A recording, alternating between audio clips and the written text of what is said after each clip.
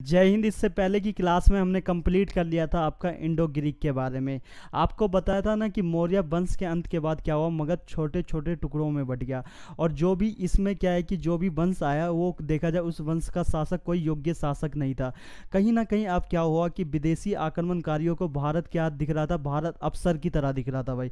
उन्हें लग रहा था कि भारत पे आक्रमण करेंगे तो हम आसानी से भारत के अंदर एंट्री ले लेंगे अब, क्योंकि भाई भाई अशोक सम्राट जैसा प्रतापी शासक अब ना था। ठीक है, तो देखो उस टाइम पे क्या हुआ, मौर्य वंश के पतन के बाद देखा जाए तो भारत पे 4 विदेशी आक्रमणकारी हुए थे, जिसमें से हमने पिछली क्लास में आपका इंडो ग्रीक के बारे में कंप्लीट कर लिया था। आपको बताया था ना, देखो याद रखना बाबू, आई से हमने इंडो इंडो ग्रीक के बारे में कंप्लीट कर लिया था, यानी हिंद यूनानी। एस यानी शक वंश के बारे में आज कंप्लीट कर लेंगे आज। पी से हो जाएगा आपका पल्लव, ठीक है, पल्लव हो जाएगा पी से। और के से हो जाएगा आपका कुषाण, के से क्या हो जाएगा, कुषाण। ठीक है, देखो याद रखना।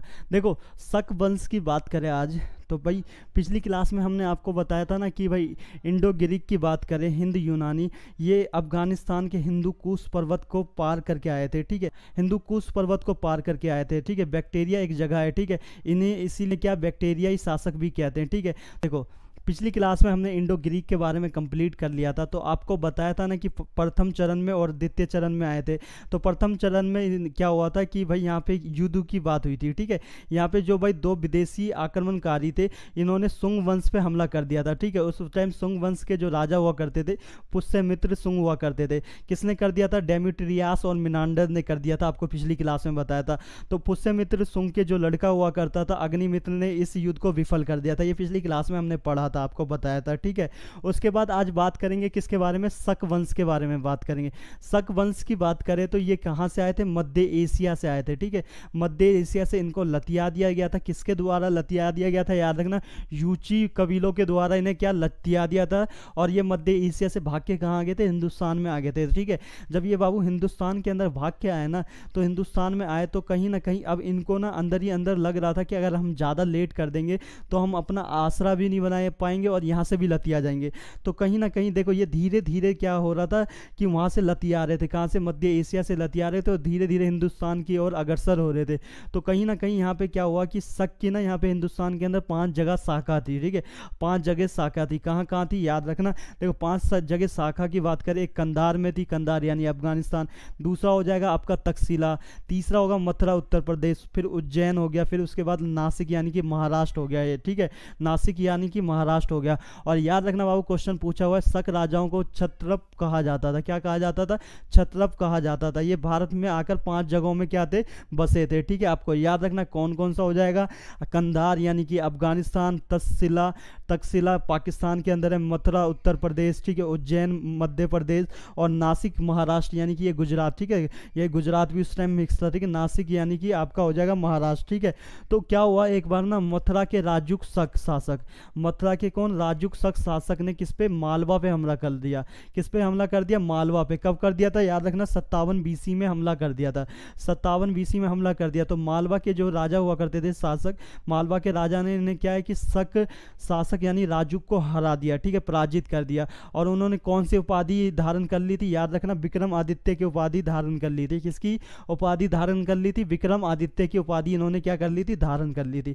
उसके बाद क्या हुआ था कि ना, नासिक का शक शासक हुआ करता था नहापान। ये बड़ा ही उछल रहा था जी, बड़ा ही।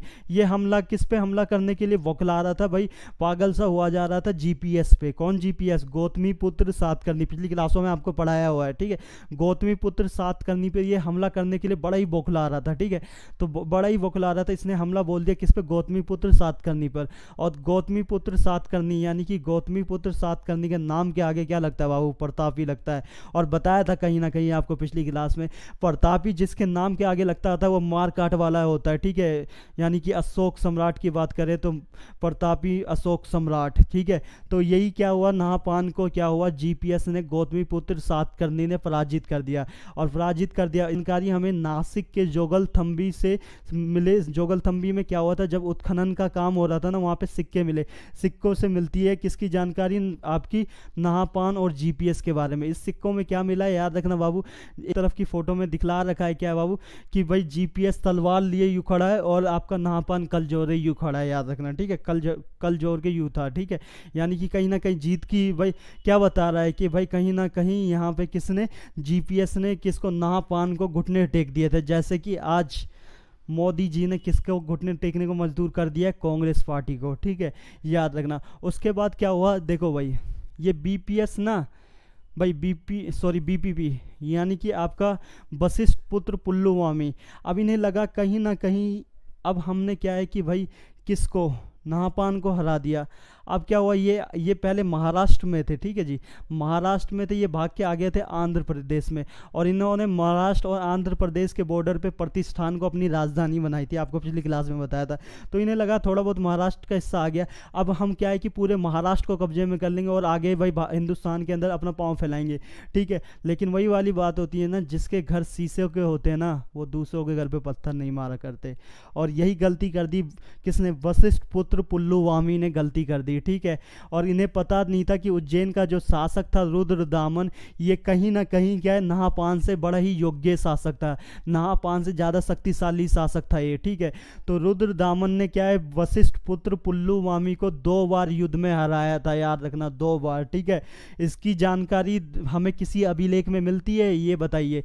इसकी जानकारी बाबू किसी अभिलेख में नहीं मिलती, क्यों, क्योंकि इसने क्या है, दोनों ने आपस में वैवाहिक संबंध स्थापित कर लिए थे, इस कारण इसकी जानकारी हमें कहीं भी नहीं मिलती है, ठीक है। नहीं तो ये क्या होता, आराम से रुद्रदामन सातवाहन वंश का अंत कर सकता था, याद रखना, ठीक है। रुद्रदामन का ना एक अभिलेख मिला है, कहाँ पे, जूनागढ़ अभिलेख मिला है। ये कहाँ से मिला है, गुजरात के सौराष्ट्र से मिला है। कहाँ से, गुजरात के सौराष्ट्र से मिला है। यहाँ संस्कृत में लिखा भारत का पहला अभिलेख है, याद रखना, ये संस्कृत में लिखा क्या है, भारत का पहला अभिलेख है, ठीक है। रुद्रदामन जूनागढ़ का अभिलेख मिला है, इसमें क्या है कि गुजरात के सौराष्ट्र से मिला है।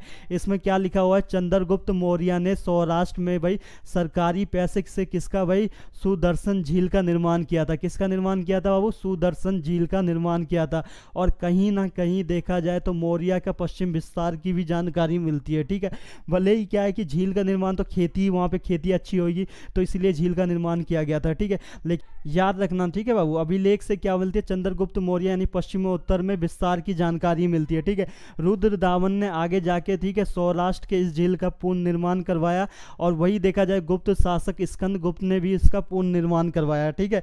याद रखना बाबू, इतना आपको समझ आ गया होगा, ठीक है बाबू, इतना समझ आ गया होगा, ठीक है। देखो इसके बाद क्या हुआ, शक वंश का देखा जाए तो कहीं ना कहीं विनाश किसने कर दिया, ठीक है। याद रखना बाबू कि गुप्त वंश का जो शासक हुआ करता था चंद्रगुप्त द्वितीय ने, ये क्या कि शक वंश का सर्वनाश कर दिया, ठीक है। देखो याद रखना बाबू, शक वंश का अंतिम शासक रुद्र सिंह हुआ करता था, रुद्र सिंह द्वितीय हुआ करता था, रुद्र सिंह द्वितीय, ठीक है। याद रखना बाबू, रुद्र सिंह द्वितीय, ठीक है। और विनाश किसने कर दिया, सर्वनाश की बात करें, सर्वनाश चंद्रगुप्त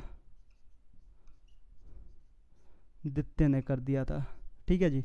यानी कि कहीं ना कहीं शक वंश का सर्वनाश किसने कर दिया, चंद्रगुप्त द्वितीय ने कर दिया। और शक वंश का अंतिम शासक रुद्र सिंह द्वितीय था, याद रखना बाबू, ठीक है। यहीं पे हमारा कंप्लीट हो जाता है शक वंश के बारे में। अगली क्लास के अंदर हम बात करेंगे पल्लव वंश के बारे में और कुषाण वंश के बारे में, ठीक है। इतना याद रखना, ठीक है। इंडो ग्रीक भी कंप्लीट हो गया, शक वंश यहाँ पे हमारा कंप्लीट हो चुका है बाबू। अगली क्लास में मिलेंगे, आप अपना ख्याल रखें, अपने परिवार का जय हिंद।